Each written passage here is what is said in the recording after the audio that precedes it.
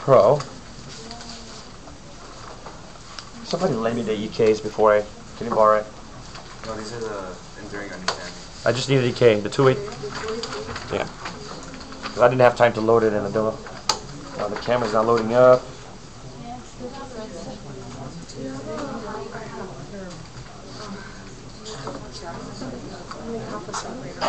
I fell asleep in history.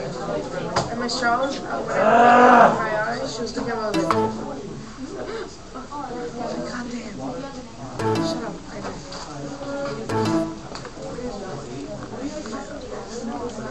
Please work.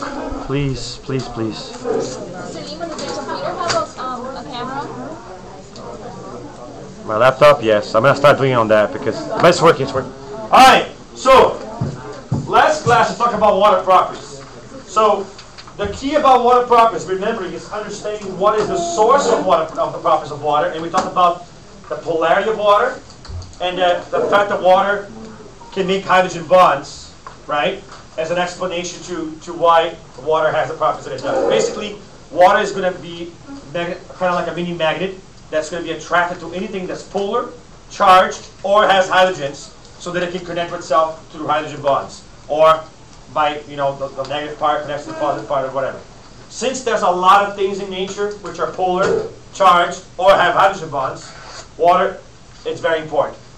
All right. So the other one that we talked about was so every property of water can be understood from this reality. For example, adhesion. Water sticks to other things because of that, right? Because other things are polar or have hydrogen bonds. Cohesion. Water is polar, so it sticks to itself because it likes to stick to polar things. Water has hydrogen in it, so it can make hydrogen bonds with itself. So there goes cohesion. Why is it less dense as a solid? Because the hydrogen bonds form a crystal, right? And so when the hydrogen bonds, when the water gets below 4 degrees, it starts to expand instead of contracting because a crystal lattice forms, which makes the water big. Goes back to the hydrogen bonds. High heat of vaporization or high specific heat, because you must first break the hydrogen bonds before water can evaporate or heat up. All the properties of water go back to those characteristics of the water molecule, right? Then you have to know for each property, how does that property facilitate or help life with examples, right? And we did those examples last class. I was in a hurry, but if you did not copy it, this is why I telecast, because I know I'm going very fast, right? Okay, so the next thing I want to talk about is the whole surface area to volume ratio thing. So, a prokaryotic cell is very tiny, right? A eukaryotic cell is huge. Now, the problem with the huge cells is the surface area to volume ratio. Okay, so let's talk. We're going to do a lab on this very soon, which is lab 4. It's the first big lab we're going to do, and I usually do it right now, because they really teach this topic better than I can, but you actually do it for real. But we're going to do lab 10 at the same time. But first of all, what lab we're going to do is actually on this. So the first part of the lab, we actually learn about that. We build these models with different well, you'll see. I'm not going to get on. But the point is, the different cubes of different surface area to volume ratios will have different diffusion rates going on them. But what I mean by surface area to volume ratio, let's explain that with a simple example. Okay, so if you have a cube that has size of 1 to 1 to 1, like that. Let's think about surface area. Each side has an area of 1, right? But there's 6 sides to it, so it has this area of 6. So that's net area. Volume will be 1 times 1 times 1, which will be 1. So my surface area to volume ratio is literally 6 over 1, right? So 6 over 1, which is 6, so it's 6 to 1. Now, this, let's see what happens. Now, the linear quantity was 1, right? Remember that. So what I'm going to do now is double the linear quantity to 2. So remember what I'm doing here is I'm doubling the linear quantity to 2. Now, 2 times 2 is 4, times 6 is 24. Okay, you see what I did there? To figure out the surface area. By the way, you need to know the surface area of a sphere, the surface area of a cylinder. But those formulas are given to you in the formula sheet during the AP test. But if you know it, it'll be easier for you because you don't have to worry about it. Now look what happens. When I make each side 2, right? It's 4 per side, times 6 is 24. What happened to the area when I doubled this? What happened? Did this double? No. What happened to the area? It quadrupled. Why? Because area is basically linear squared. This is geometry, right? Remember geometry? Right? So area is linear squared. So if you double the linear, you're going to quadruple the area. Does that make sense? So that means that's what happened here. By the same token, what do you expect to happen with the volume? Is your what? No.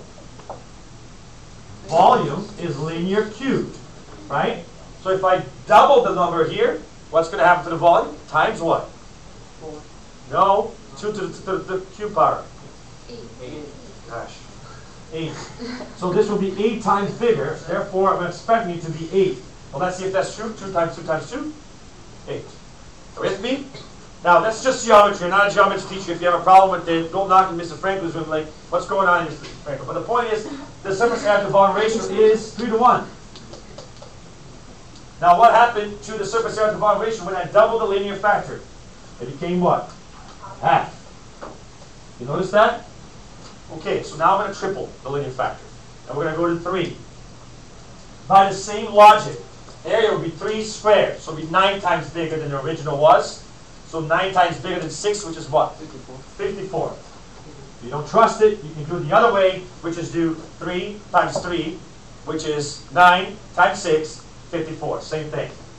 Volume should be 3 to the 3rd power, or 27 times the size of the original, which therefore should be 27. How many times does 54 fit on 27? Twice. So it's 2 to 1. Are you with me? Right?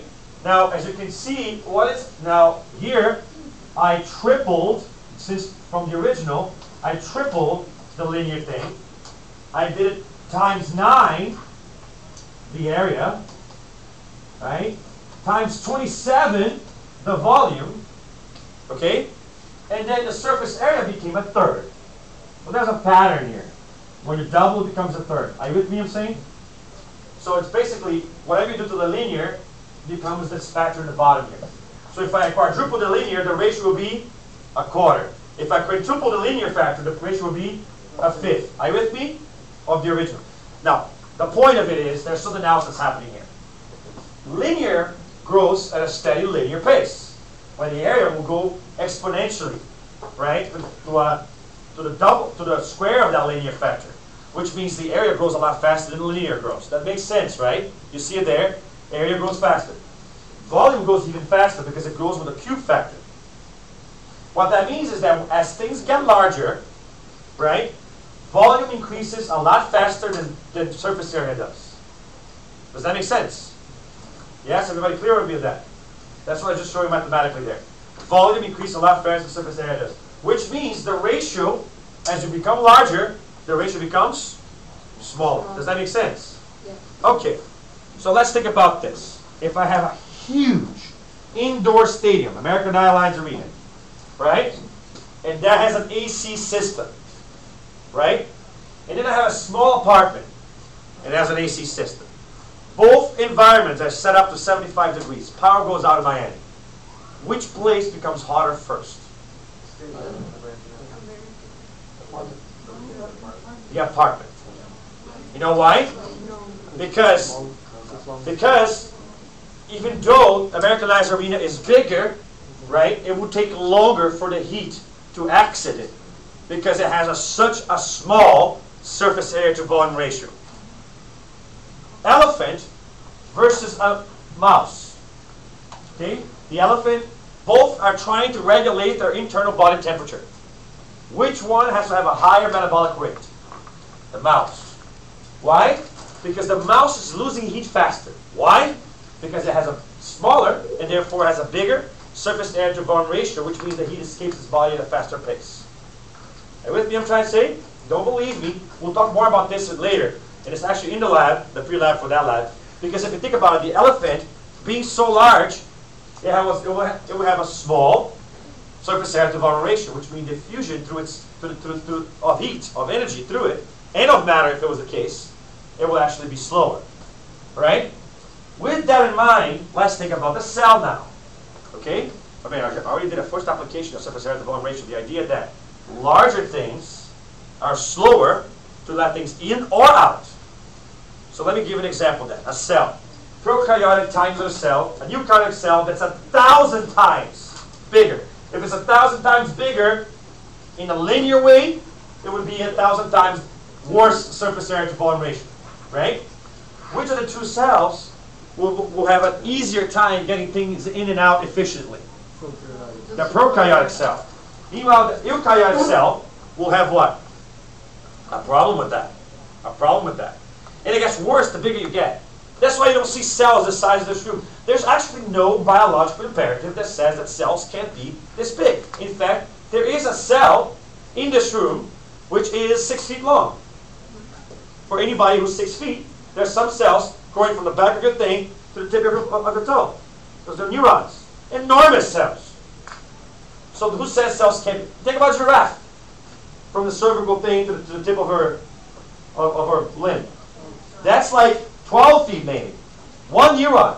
Of course, that's many to form a nerve. But these cells are huge. So who says cells can be enormous? They can certainly be enormous. But the cost of maintaining that cell is astronomically high because it's so hard to maintain the bringing food in to supply all of that. So another, these biology honors, I talk about the city analogy a lot, and I talk about that. Imagine when Miami was only about 50 people living in a small village somewhere. I don't know where the first place that we got, colonized, whatever here in Miami was. But whatever the first city of Miami was like, 50 people. Do you think people had trouble? No, it's getting rid of waste, getting food in was a lot easier. Now, if you keep that one road, that one main road into the city, that's it. That's all you have, one road to get into the city. But you make the numbers 2 million. Do you think that one road is going to be enough to supply water, food, get all the track? Are you with me? But that's what's happening though. As a city gets larger, right, the surface area, even if you put flights going from above, and boats, and rivers, and bridges, as the city goes larger, the surface area grows slower than the volume of the city. And it gets to a point that you can only supply supplies fast enough for the city. Or get the waste fast enough out of the city. Are you with me? So it gets to a point of breakdown, which limits how big the city can be. How many people can it support? Things start breaking down, start getting crime, poverty, because the supplies can't get to the people fast enough. And much will have to be distributed, which comes as a social issue there. Cells as a city have the same problem. Eukaryotic cells solve that problem. How? I have to increase the surface area to volume ratio. How does the eukaryotic cell make up for the lack of surface area that it has? How does it do that? How does it increase its efficiency? Anybody know? What does it have? Yes? No? That helps too. That's not what I'm talking about. We're talking about a cell that has a metabolic problem. Because I'm going to have to spend a lot more energy, but I need to get matter. Yes? Enzymes. No? We have enzymes too. What does the eukaryotic cell have that prokaryotic cells don't have? Yes? That's starting it. Yes? Organelles, folds, infolds. So this cell is actually full of these little folded structures. You have the nucleus, and you have the rough ER with the ribosome on its surface, and then you have the smooth ER, you have the Golgi apparatus, looks like a sack of pancakes. All right, it's like a drawing cells. But the point is, it's got lots of folds inside. Now, the more folds you have inside, think about what's happening to the surface area.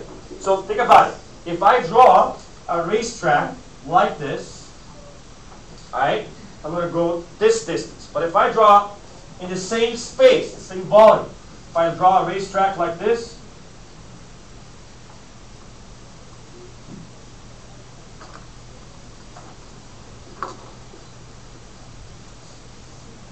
right? Of course, I went much further. So you see the folds inside the eukaryotic cell are adding surface area. Right? So by adding surface area, you kind of make up for being so big. Because now I can do chemical reactions in the surface area and increase the capability. That's why the mitochondria has so many folds on the inside. Alright, so let's talk about folds on the inside. Mitochondria is full of folds on the inside. Why? We want to maximize the production of ATP. All right, so then, but why do we put surface area to surface area? Why do we increase the surface area? Remember, you have to get the Legos at the beginning of the class, because if you participate, you are supposed to get. See, the video froze, so I can't do anything about that, guys. If it freezes like that, is Lego boxes already around? I think it's in the back. No, it's not. In the It's car. over here.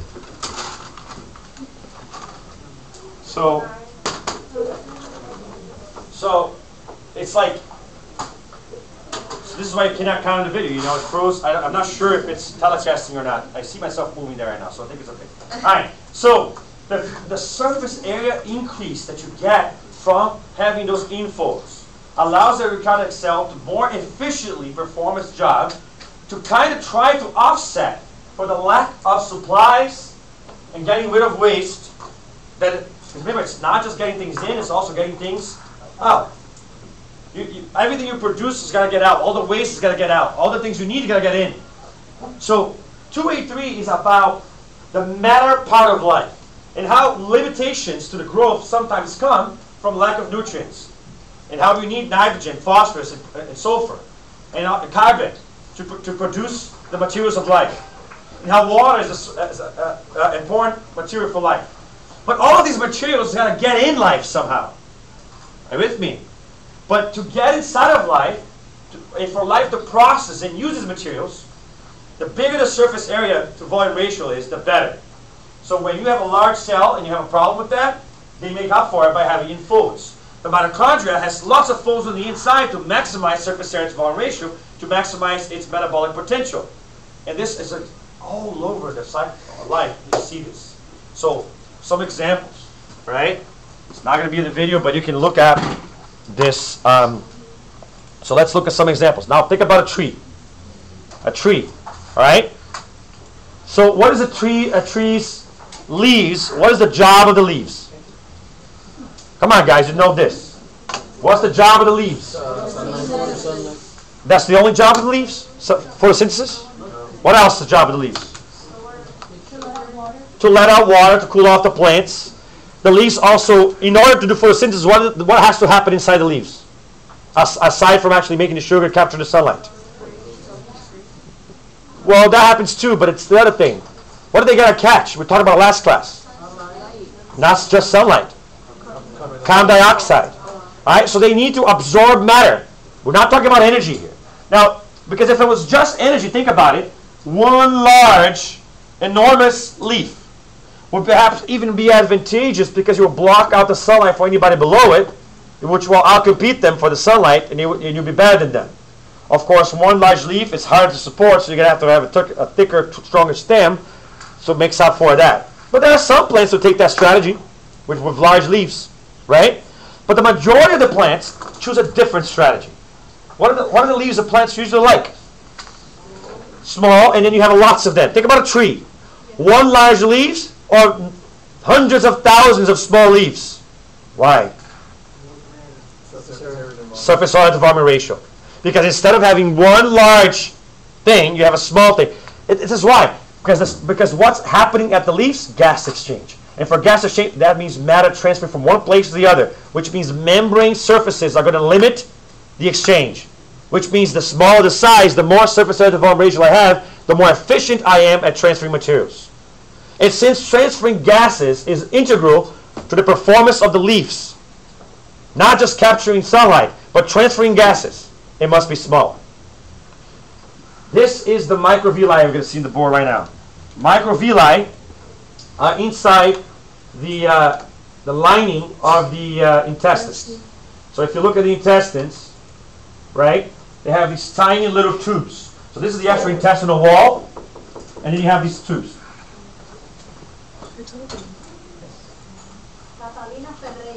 What about her? She's there. What? Se va. Catalina. Remember, this is being recorded, so you can watch it later. Now, think about it. I don't need this stuff. Shave it all off. Just keep the surface of the the thing here. But then, what is the function of the intestine? Absorb nutrients. So then, I would have to absorb nutrients across this wall here, right? That's it. And I have all this space to do it. Or, by having these things, I have all that space, and then that space, are you with me? It's just like the racetrack that I was talking about. So by having the folds like this up and down, you increase the space for absorption. Right? So look at alveoli. By the way, I'll put a diagram of this too, so you can see it with a diagram if you couldn't see it. If you couldn't visualize it, here's another picture of it too. You see the microvilli? Let me find one. Look, microvilli. You see it? So that means those microvilli. Now let's look at alveoli. Alveoli are in the lungs. All right. So the alveoli are in the lungs, and they are like these tiny little sacs, right? Tiny little sacs with capillaries, which by the way is another example of surface area versus volume ratio maximization. Tiny little capillaries instead of one large blood vessel. Because if you have one large blood vessel, you'd only have the walls of that blood vessel to deliver the blood. But if they're tiny, lots of tiny instead of one large one, you increase the surface area to volume ratio. But look at the alveoli. Instead of one large sac, meaning small sacs. Right? So, look at the, let's look at the gonads. Okay? Gonad, let's do, what's the male gonad called? What? Male gonad. Testicles. Alright? Testicles. Gonads, testes, cells. There you go. That's what I wanted to see. So you see, instead of having one large factory of sperm inside the testicles, you have what? Many small factories of sperm. And inside of here there's a duct. And here there's a duct and a duct. And all the ducts collect together and eventually form the large duct that goes to the seminal vesicle to store the sperm. But the fact is there's lots of small factories instead of one large one. If I want to build a car company, do I build one enormous factory to build all my cars, or do I build several small factories specialized for each car? Go find out how they do it. You know why they do it that way? Because there is a philosophical principle of order to the universe, that if you do specialization of tasks in a small scale, you do better, more efficient. Right? It's true. Little by little in small sections. Now, this is the other thing about this too that I didn't talk about. But it's not just increasing the surface area to volume ratio in the eukaryotic cell. It is also increasing the specialization. Each part of the eukaryotic cell has a job. Are you with me?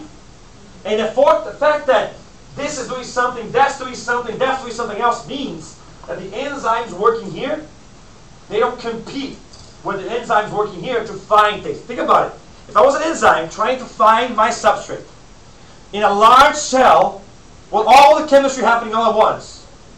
So think about one enzyme. You are the enzyme in a football stadium doing a Super Bowl. You're trying to find one more person to work on.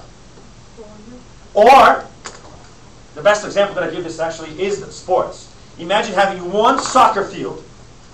And in that field, we're playing baseball, soccer, kickball, basketball, tennis, football, all at the same time. And each player is trying to play its game. Find the ball and the other players. Or you have specialized fields. Which one makes more sense? Because you're not competing for the space. It's not that you're competing. It's not that one enzyme is competing with the other. It's more like, I need to find what I need to do, but it's so hard to find what I need to do because there's so much going on. But if I am in a place where only the Krebs cycle goes on, right, then it's easier to find my substrate. So compartmentalization and specialization combined with increasing the surface area by folding makes the eukaryotic cell increase its efficiency sufficiently to make up for the fact, even though it's larger, it can still do its job. And that's phenomenal. Now if you think about, let's look at chloroplasts. Let's not stop this example because there's so many of them. Right? Chloroplasts. The inside of chloroplasts, look at that. Why so many thylakoids instead of one big thylakoid? Surface area to volume ratio. Is that clear? So throughout life, there's always the lesson here is that smaller is better.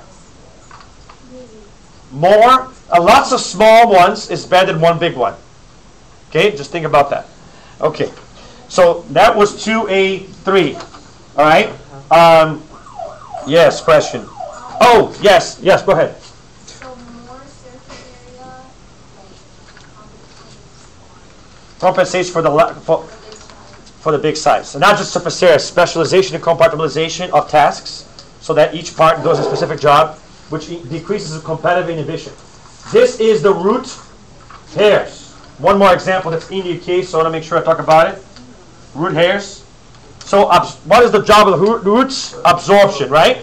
So I love that kind of analogous structure going on here. It's clearly not homologous with microvilli, right? But if you look at it, all the roots have these tiny little microscopic hairs.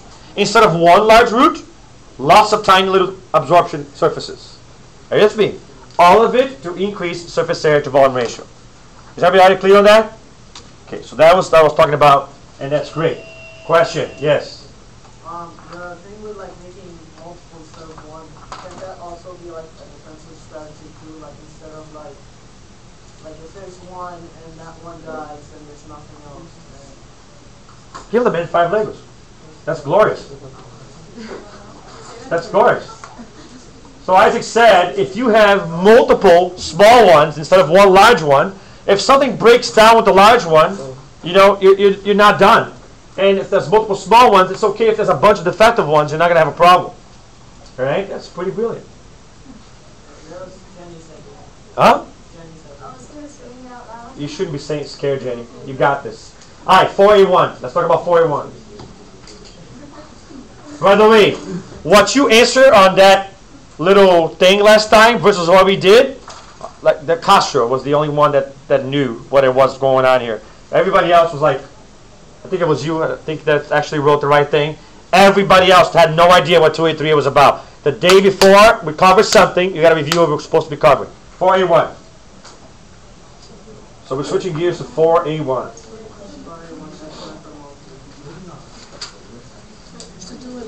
Subcomponents of biology. This time I was like, oh yeah, screw it. I know exactly what's going on. I don't know about carajo. Okay, so it looks cool because we actually already did this. In a way, last class, except not completely because you're supposed to do the chart thing. And I said to have the chart thing. So if you have the chart thing, we'll be better off. Now, I'm going to skip that just for now, but there's something I told you that was my job. The last column of tying structure to function was the most important part. So I'm going to talk about that at the end. But first of all, let me see what the one from Wednesday is before I... 2A1. Let's look at the one from Wednesday.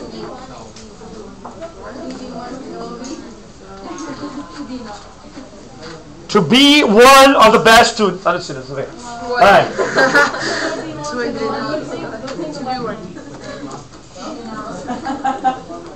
We will come back to this then. 4A1. We were not doing it yet? We might. We'll see how much time 2B1 takes. Are we doing 2B1? 2B1. Ooh, gosh, that's terrible. I need it. Oh, gosh. 2B1 is cell membranes. That's too complicated. That's a lecture in itself. Let's see what's happening after that. Next class, 4A2. We're going to have to push everything forward. And at some point, we're going to crunch things down. But okay, let's try to do some crunching. Let's start with 4A1. 2B1 is a monster on itself.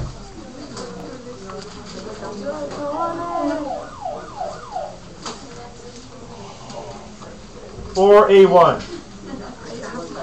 Okay, so rather than fill out the entire chart, that's your job. You fill out the chart. Now remember, a column that has the name of the molecules, the monomers of the molecules, the structure of the monomers. Okay, then you have polymer structure, polymer functions, and examples of polymers. And in the last column, you talk about how structure fits the function, which is what actually I have to talk about. So this EK is more than it's really not about the function, the molecular biology stuff that Campbell covers. It's really just about a part of that. It's about how the structure and function of polymers is connected. So to do that, All right? To do that, let me open up my video lecture for this. Does the chart have to be on Google Docs? Or can we do No, it? it's by hand. Okay. Definitely by hand. What if I started already on You're going to do it by hand. Google spreadsheet? By hand. By hand. I just said it by hand. Do it by hand. Do it by hand. Okay, make nice pictures by hand. Nope, by hand. By hand. Yeah, can we at least How many times do I have to say by hand until you get it? It's by hand. Okay. Everything by hand. Everything by hand. Quiet. Okay. So, we talked about some of this stuff last class. Now, just so you know, the idea, carbon is a very versatile. That's actually. Let me just make the camera look towards me now, because I'm gonna switch here. This is not really going to show clearly in the video.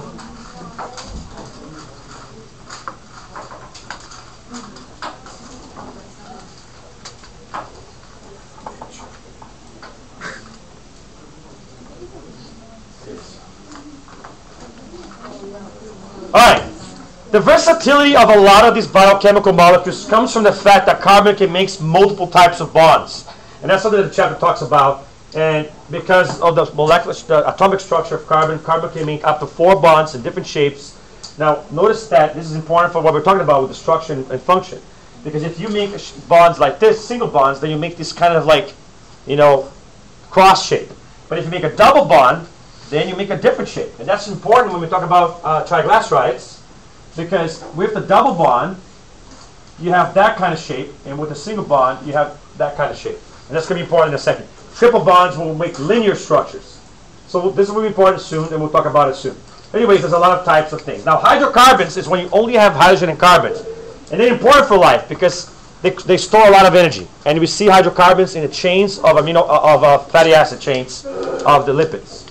Basically, a bond between carbon and hydrogen stores a lot more energy than you would get stored, for example, in sugar. All those hydrocarbon bonds in the lipids are a more efficient way to store energy. And so life stores energy this way. Okay? Okay, so let's talk about these large hydrocarbon molecules. Now, see, these are functional groups. And remember, think about it. You got the hydrocarbons, but you start putting these extra things in it, and you're going to change the function. So the first example of, remember, for this lecture, what you want to focus on is how structure ties into function, and how changing the structure changes the function. So for example, by putting down OH group with that same alcohol, right, turn into an alcohol.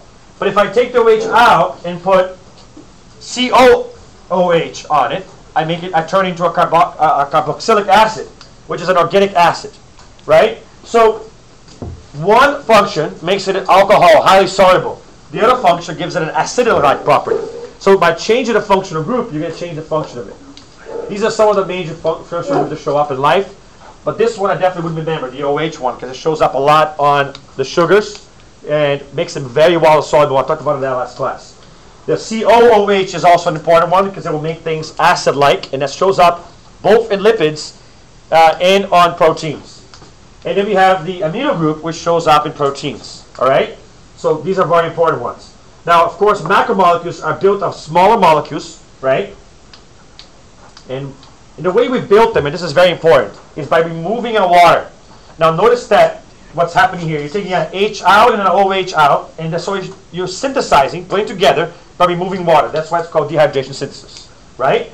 Or to take it apart, you have to do the opposite. Here's an example of dehydration synthesis. There's an OH here and an H there. If I take one H out and one OH out, then I can build the molecule, right? To actually separate them, I have to rebuild the head and the tail that I had destroyed. So I have to put water back in. Now let's think about what that means. Digestion is it breaking things down or building things? So does digestion produce water or consume water? Produce water. Notice that we are building here. All right. Sorry. One second. Break down. Put out water in, right? So it's actually the other way around. Digestion is hydrolysis. Lysis means to break. Isn't that what digestion is doing? Right? So digestion is going to consume water. Right? So combustion, or the act of breaking down glucose. Does that produce water or consume water? C6H12O6 plus what makes carbon dioxide and water? Plus oxygen. So it looks like it doesn't need water. But you're breaking things down. Believe it or not, you need water to do this as well. Of course, in this particular case, you get more water than you need. That's why the net reaction looks like that. But you also need water doing cell aspiration. We'll learn more about that in this quarter at some point. Anyways, continue with the actual point of the lecture. So we did this a little briefly last class. We talked about that the carbs always have that 1-to-1 ratio in the monomer. And notice how the monomer forms a ring. Now that's the first thing, the first example of structure to function in the EK, right? The fact that we have these OH groups is what makes carbon soluble. Remember, we're looking for structure and function connectivity. The function of carbs, the solubility of carbs, comes from the fact that it has these OH groups. Now notice how the majority of the OH groups are on the outside of the molecule instead of the inner side of the molecule. Right? That is why it's so soluble. Because the OH groups are polar groups, and as polar, water is attracted to it, it's going to dissolve that. So sugars are very, very soluble, all right? And that's because of these OHs. Right? So that's the first example.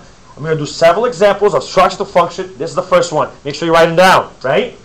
So then you have an FRQ on it, you know how to answer it. Now, of course, there's different types of starches, for the most part, of sugars. For the most part, they're for energy storage, but they're also sugars that do structural jobs, right? And we already talked about the fact that it's multiples of 2. But notice, by the way, if you have a molecule, let's say, for example, 18 copies of glucose, right? So it's 18 copies of glucose. So let's think about this. If each glucose is C6H12O6, which is the basic molecule, molecular formula for all 3 of the monosaccharides, which are, glucose, galactose, and fructose, right? All 3 of them have that. The only difference between them is that the structure looks different. But if I'm going to make a molecule that has 18 repeating subunits of glucose, then all of these numbers will be times 18, right? Except that every time I put them together, I have to do dehydration synthesis and take water out. So that means I have to, let's think about it. If I'm putting two things together, right? If I put 2 things together, I have to take 1 thing out to put 2 things together. To put a 3rd thing together, I have to take 2 things out. So you have to take 1 water less than the number of things you have. So I have to take 17 waters out. Are you with me? To build that. So if I wanted to know the formula for a molecule with 18 repeating subunits of glucose, right? It'll be 18 times 6, and then 18 times 12, and then 18 times 6, right? Minus 17 times H2O2, right? So we have to take 17 H's, or 34 H's, and then 17 oxygens from the formula, right? And that's important. It should show up on the lab, it show up in tests, for sure. So that means, let's do a little one for practice with a little simpler. Let's say I have 4 repeating subunits of glucose, C6H12O6. Now, 4 times, right? So how many carbons should I have? 24. How many hydrogens should I have? 48. How many oxygens should I have? 24. Except that when I was putting that together, if it's 4 things, I have to take 3 waters out, right? And therefore, I have to take 3 times H2O. So I have to take 3 times. 6 waters out. So that becomes a 42. And that I have to take 4, right? It was 3 of the oxygens out, so it becomes a 21. So that would be the molecular formula for a molecule of sugar, a polysaccharide with 4 of them in it. Yes? Oh, it was for me. But why do you have to do 1 less? Because you don't need to take 4 waters out if you're putting 3 things together. I just showed it you. When there's 2 things, I only take 1 out. Okay. Right? Because it's the link between them. Okay. So there's always 1 less than the number that you have to do. All right? That's the digestive synthesis. Now, continuing. Carbs are all, there's 3 types of carbs. They're all the same form. 3 basic types of carbs. You also see in biology deoxyribose and ribose, and those are the sugars that show up in DNAs and in RNA. But for the most part, when it comes to carbs, you're going to see these 3, right? Now, of course, they have the same chemical formula, but the structures of them are different. This is called being an isomer. Different structures, but the same chemical formula, right? But if you change the structure, you change the function. And that means that the enzymes that work in digesting glucose and the ones that work in digesting galactose, they're all different. So there's fructase, galactase, and glucase. Each enzyme works in one of them. Enzymes can work in all, the same enzyme can work in all of them because they have different shapes, right? So if you're going to break them down. By the way, in the body, most of the metabolism of fructose and galactose eventually goes to the same pathways to the mitochondria and stuff that all of them do. Alright, so that's important too. But anyways, just continuing. When they are put in water, they form these rings, and I already said how most of the OHs are in the inside. Of course, there's sometimes you're going to put them together. So I'm showing you this. Where is it? Where I put them together. So for example, there's 3 types of disaccharides. Now you're putting them together. So to make glucose, for example, sucrose, you put glucose and fructose. So like sucrose reminds me of juice, jugo in Spanish, and that's when you put sugar and fruit together, right? Lactose is putting glucose and galactose together, so to make milk sugar. And maltose, which shows up in grains a lot, is going to be glucose and plus glucose again, so a lot of sugar in grain, right? Now, it always has glucose, and the only difference is what the second one is. These are disaccharides, and if they show up in the biology, it's very important, all right? Again, by dehydration synthesis. I'm ignoring the question for now. Then we go to hydrolysis, to be separated. We already talked about this. Continuing to polysaccharides. Polysaccharides will be long chains of this. Now, the focus of this, the chapter does this thing. Go fucking read the chapter if you don't understand this part. Alright? I'm talking about connection between structure and function. That's why I'm scrolling through things. Because the only one example I thought so far that really matters was that sugars are soluble because of what? The OH groups. That was the first example. But if you change that OH group, you become a hydrocarbon, which is what? Insoluble. So changing the structure, change the function. That is the key. Another example I gave, a change in structure and function. I said the enzymes that work in one cannot work on the other ones. Why? Because you change the structure, the function is not the same. Is that clear? All right.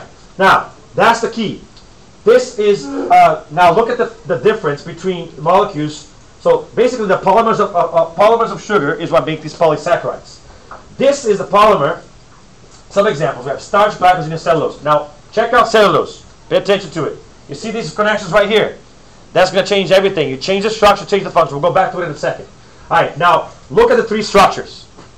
So we look at a glycogen. No, sorry, starch. Basically, it's what? How would you describe that structure?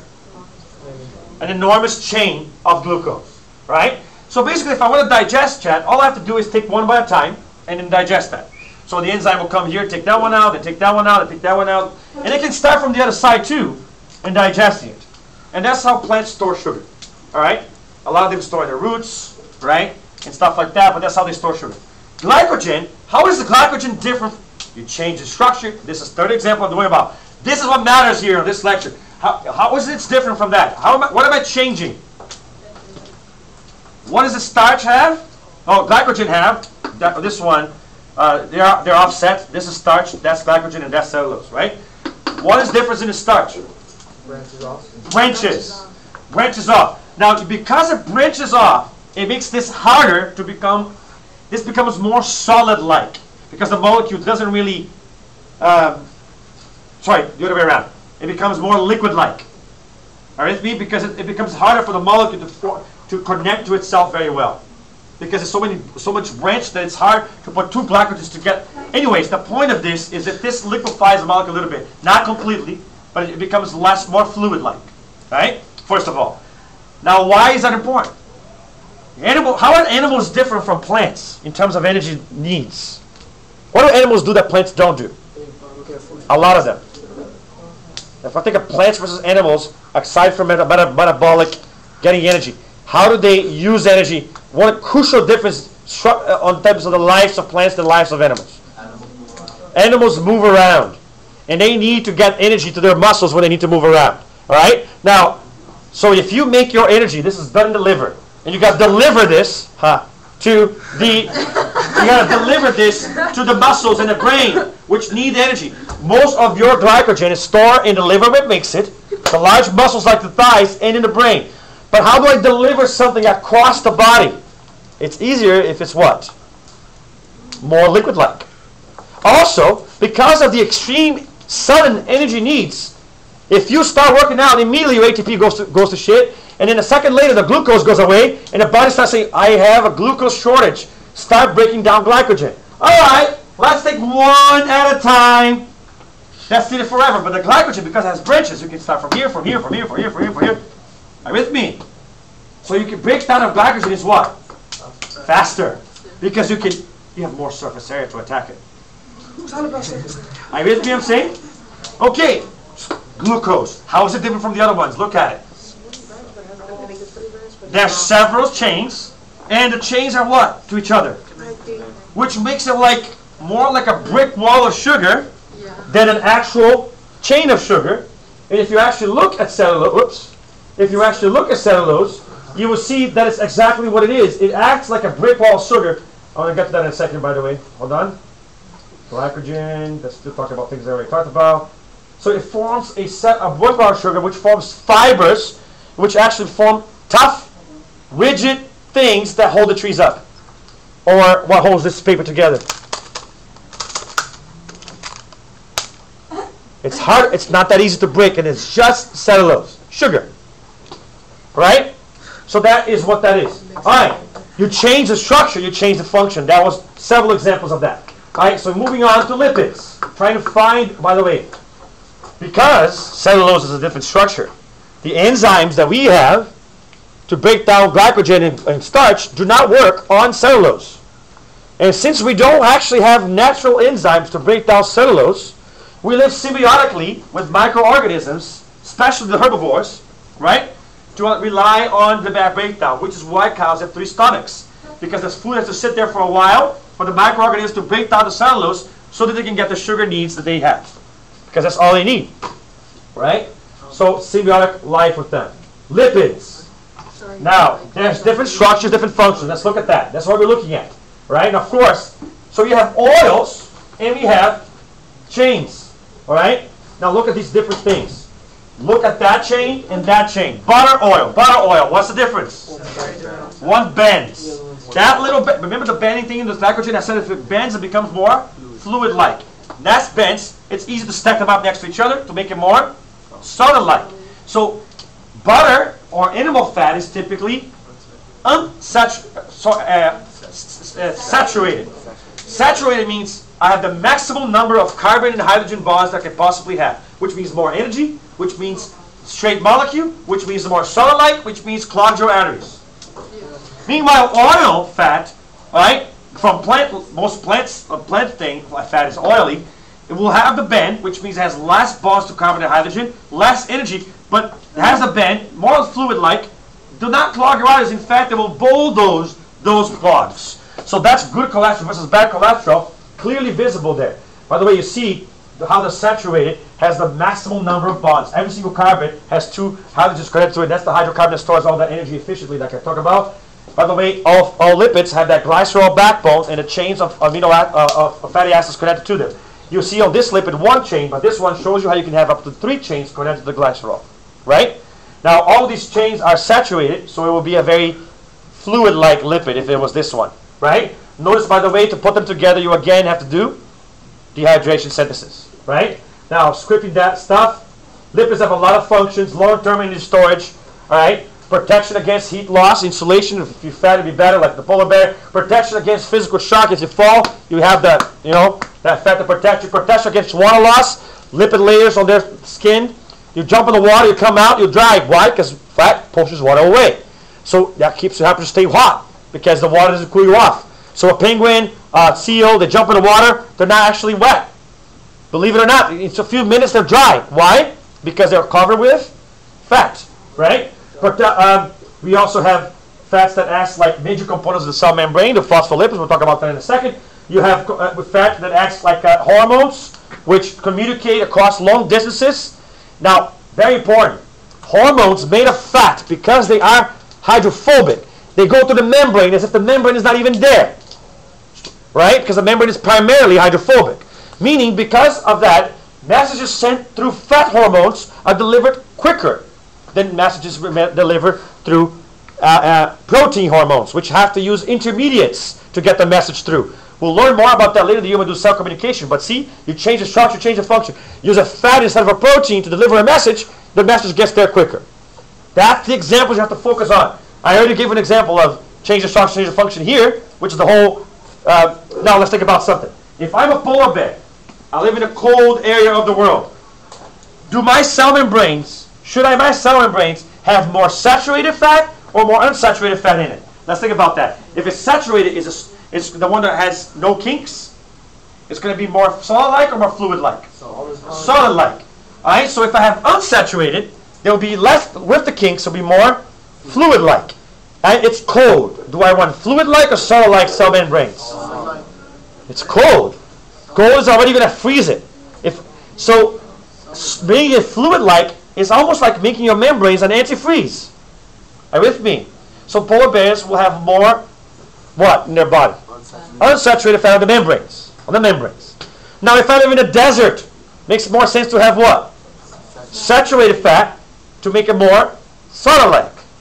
If I want parts of my membrane to become more rigid, to build like rafts of lipids, I have to put them more what? More saturated. And the body does that. We'll talk about that last class. All right? Let's talk about phospholipids for a second. All right? If you look at, this is the things I already talked about. You can have up to three chains. This is again showing you the difference between saturated and unsaturated chains. And then shows you in that particular picture, but I have a better one, that shows you how it makes one last bond with carbon. You see, over here where it kinks, that carbon, it only has one hydrogen connected to it, because it has to connect twice to that carbon instead. And of course, remember how I said that when you have that kind of double bond between the carbons, you create that kind of shape. And there it is, the shape right here. You have 1, 2, 3. So you have that shape right there. Meanwhile, here you just have that straight chain, right? So that's what caused the kink, right? And then the kink makes it harder for you to pack the molecules together, which makes it more fluid-like, which makes it less likely to clog your arteries, right? And if you put this in a cell membrane, it's going to become more fluid-like. So change the structure, change the function. Speaking of changing the structure, by the way, it's dehydration synthesis that puts these things together again, right? Now, speaking of changing the structure, there's other types of fat. Phospholipids, an important component of the cell membrane, have heads made of polar things like phosphate, and then tails on 1 or 2 with saturated and unsaturated fatty acid chains. Now, why does that matter?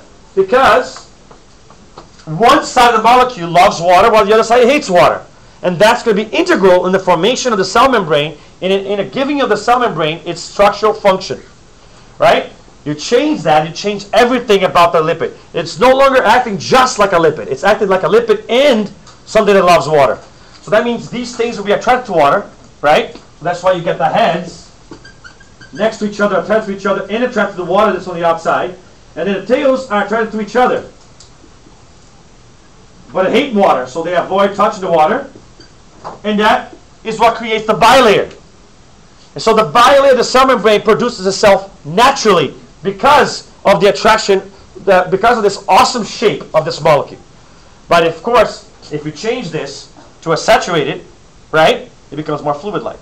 If you change this to a saturated, it becomes more, right, to saturated, it becomes more solid-like. Yeah. Unsaturated, it becomes more fluid-like. All right, so steroids, look at it. Those are the messengers. They are rings of fat, basically. Things like estrogen, testosterone, right? It's important. You change the structure. By the way, mimicking the structure also is interesting. If you mimic the structure of testosterone, you can mimic its function. So anabolic steroids, which are not really testosterone, but like testosterone, send the body the same message testosterone sends. And so when you take those steroids, the same thing is going to happen. You're going to gather water around your muscles to make you look like you're actually stronger. But since your body is already getting all this testosterone, it stops producing it on its own, and that's when you get smaller balls, right? But it's kind of like what's happening there. The message is mimic. You mimic the structure, you mimic the function. That's another important concept, all right? Proteins. Proteins. Lots of information that we need to talk about proteins. Now, the key thing is that all of them, all amino acids have the basic similar core structure. But notice that every them looks very different from each other because the side chains are different. The amino group is there, and there, and there, and there. The carboxyl group is there, it's there, and it's there, and it's there. All of them have a central carbon. All of them have a hydrogen hat. But the side chains are completely different. So let's highlight that again. See? All of them have the same elements, except the side group is different. Now notice this side group is just hydrocarbons. So this thing is going to like water or hate water, this side chain. Hydrocarbons. It should hate water. This one has an OH group. What does that mean? So how's the function of this different from the function of that? That one is more soluble than this one is. Where in the protein you would expect to find something like this? Near the inside or near the outside? Outside, because it's going to be touching water. This guy's going to be where? On the inside, which helps shape the shape of the protein. Right? It's important for the structure and function of protein. So there you go. There are actually different classes of amino acids. As you can see, these all of these here are going to be my hydrophobic ones, which are basically chains of hydrocarbons. Right? All of them are like that. Then a second family of them will have polar groups, hydrogen, oxygen, which love to hog up electrons or nitrogen. You see? So these will all be polar. Then there's other ones which are actually charged groups, positive or negatively charged groups. All right? And so they have different classes of amino acids. By the way, amino acids that have NH groups or OH groups can build hydrogen bonds with other amino acids, which is going to be important information of the tertiary and quaternary structure of the protein. Amino acids that have sulfur, like this one, cysteine, will allow it to make sulfur bridges because sulfur likes sulfur. And so the sulfur will try to touch other sulfurs. And that's the kind of stuff that's going to make the molecule fold the way it folds. Because, so these are the classes that I was just talking about, different types of amino acids. Each amino acid will give the protein a specific type of shape. And again, they're brought together by dehydration synthesis. All right? And it's separated by hydrolysis. Now, amino acids, proteins can have two different types of shapes.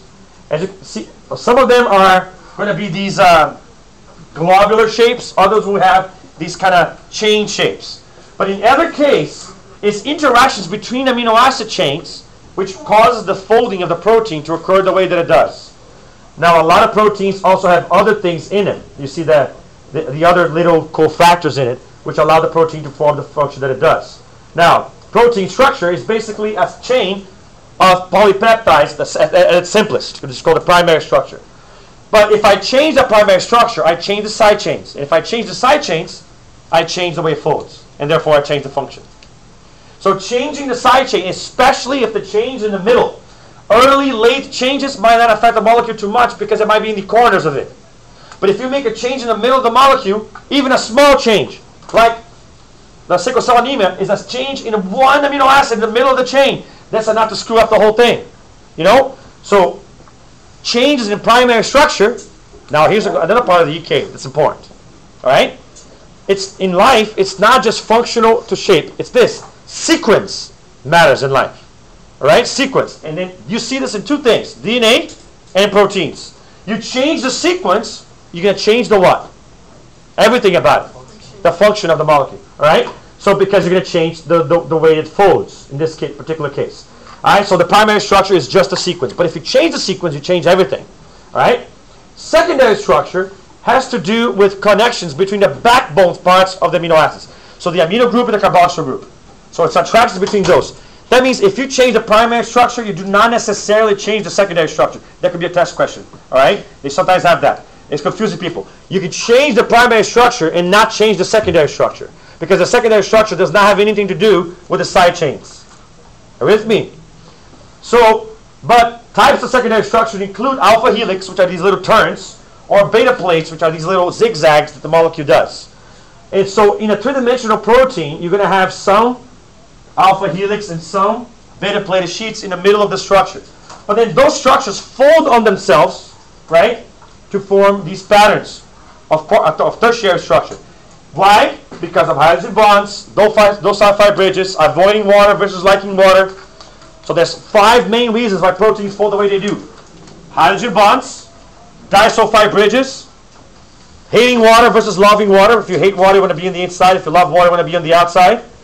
And then you also have the charged ones, the negative and the positive attract each other. So like the charged interactions. Like I basically semi-ionic bonds are forming over there. So you have bonds, hydrogen bonds, ionic bonds, disulfide bridges, and then the whole polarity of the water thing, all of that put together causes the protein to fold in a specific shape. That's called subunit. Some proteins, that's all there is to it. But some proteins put different subunits together. All right? By the way, each of these could even come from a different part of the DNA code. So a part of the DNA makes this one, another part makes this one, another part makes one, and then you put all of them together, 3 genes together to make one function.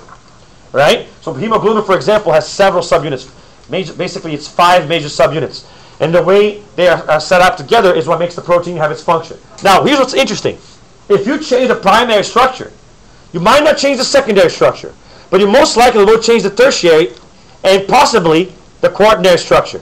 Now, think about it.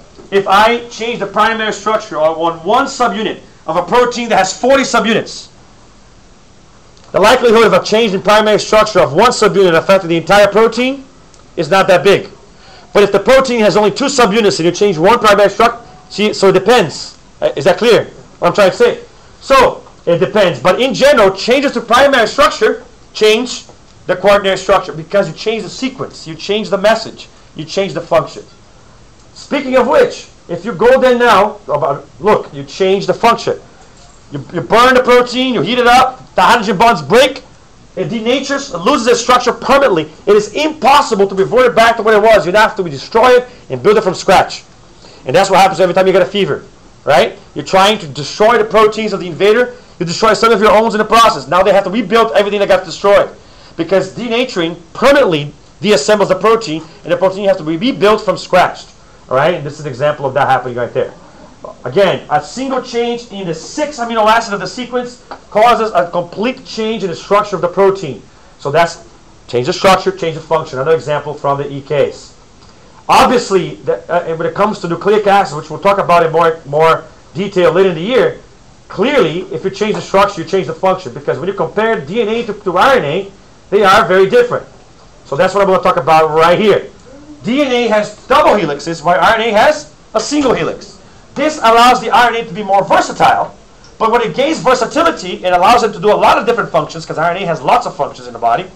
DNA, on the other hand, has one function, store genetic information. And why is it performing that function well? Because it has 2 base pairs. So if there's a mutation on this side, the other side tells you, whoa, something is wrong. Are you with me? So by having 2, you can have a spell check mechanism. Are you with me? But if you have 1, you lose that. So this is okay for temporary storage, but for permanent storage, I want a spell check. So you see how double helix makes sense. It's more stable, avoids mutations from occurring very quickly. But this one, if you want to mutate quickly, like say you want to be a flu virus, you want to mutate quickly, it makes sense to be an RNA virus because you mutate more quickly. These have temporary functions, right? RNA, rRNA, tRNA, mRNA, they are not supposed to last a long time. DNA is supposed to last sometimes the rest of your life. And so that's why that's supposed to have a perfect function, a perfect structure. And for that, the double helix makes more sense. Change the structure, change the function. But in order to have a double helix, you have to have a different structure. For example, when you compare RNA to DNA, we'll learn more about the structure of each one of them later. But when you compare RNA and DNA, the simplest change that you see is in the base pairs that they have. Because RNA has uracil, while DNA has thymine. And RNA has deoxyribose, which is 1 less oxygen in the sugar, and the RNA has ribose. Why? Because RNA is going to be single-stranded, this makes the molecule more stable. Are you with me? So you change the structure, you change the function. Without that change in structure, the function of the RNA wouldn't be possible. It wouldn't be as stable as it is. So the idea of the EK is to find examples in life where, through the macromolecules, where by changing the structure of the macromolecule, you change the function. So they, for example, talk about here about information encoded. Information is encoded in DNA or in peptide chains, right? And if you change a mutation that changes that sequence, you're going to change the function. You're going to screw up. Look at the hemoglobin as an example, right? And sickle cell anemia. So the molecular structure has a specific shape. But look, the molecular structure of specific nucleotides is beyond the scope of the course. What they want you to know is that there's a difference between DNA and RNA because there's a difference in function. And if you change the sequence, you're going to change that function. In proteins, the order of polypeptides in primary structure determines the interaction between the side chains, which in turn determines how they fold, which in turn determines the function. In lipids, polar versus non-polar parts allow you to have the membrane be the way it is. Chains which are saturated versus unsaturated allow you to be more solid, almost more things. All right, carbohydrates, brick wall of sugar versus straight line of sugar versus branched line of sugar. So that's exactly what I talked about today. All right. The last part here, directionality, is the idea that when you are reading the DNA code, there's a way to read it. The proteins, we're going to learn more about this later in the year, but nucleic acids have a 3N and a 5N. And when you copy the DNA code, there's a way to copy it in a certain direction. The DNA is always read from 3 to 5, which means the new strands are always built from 5 to 3. That matters because if you start making the copy of the RNA in the wrong direction, you get the wrong protein. So that means there's a method to make sure that DNA is built correctly. In proteins, it always starts with an amino group, and it always ends with a carboxyl group. That means you know what's the beginning of the protein and what's the end. The very first amino acid of the protein starts with an amino group. At the very end of the protein, there's a last amino acid, it ends with a carboxyl group, which means proteins have a beginning and an end. Are you with me? And when changes are made to the protein, because when proteins are built in your body, they're built in stages. They build it, and then they rebuild it, they cut it, they put more things in it. How do they know where to put it? Because there's a beginning and an end. So directionality matters. The way that things bond in carbohydrates matters. If you have, look at the bond in cellulose is like this. One up, one down. The glycosidic bond. Meanwhile, in starch and glycogen, the bonds are always like that. Because you made this change in the orientation of the bond, directionality change, you can have a change in the function. Now you can have a brick wall of sugar, but that means the enzymes that break this down don't break that down, which means we need an endosymbiont to do the job, because they have an enzyme that does it, and we don't, right? So as you can see, we have a symbiont, not endosymbiont. That's paracardium and chloroplast. But anyways, the relative orientation and sequence of the molecules is going to matter for the molecule to do its job, and that's what's going on over here. Now, we didn't talk about cell membrane parts. I wasn't even going to attempt it because it's too much. But that means next class we're supposed to have that. It's not happening, so we're going to have to make alterations to the calendar. So that's only a fact in second quarter, anyways. But stay on tune on that. Remember, through Sally, we will talk about which time we are going to come on Friday. And so you don't see you guys again, make sure that you guys stay tuned to that to make sure you come. You can get double care credit for coming and planting this time. And it's going to be either 3 o'clock or 12 o'clock. You guys decide together.